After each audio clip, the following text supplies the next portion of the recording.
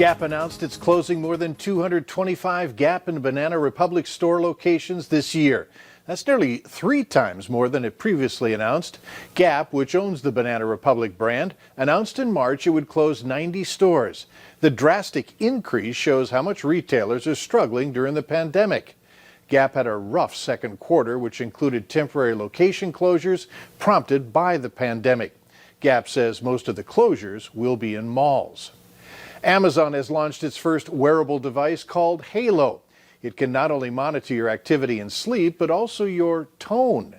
The tone feature uses small mics on the watch band that can analyze your voice to predict how other people might perceive your tone.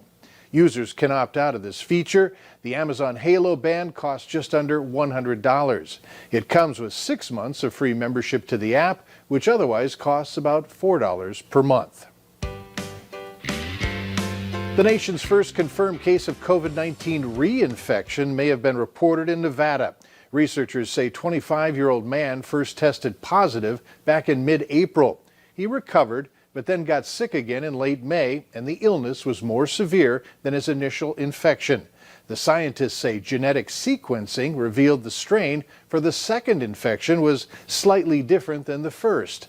This report comes days after the first confirmed case of COVID-19 reinfection was reported in Hong Kong.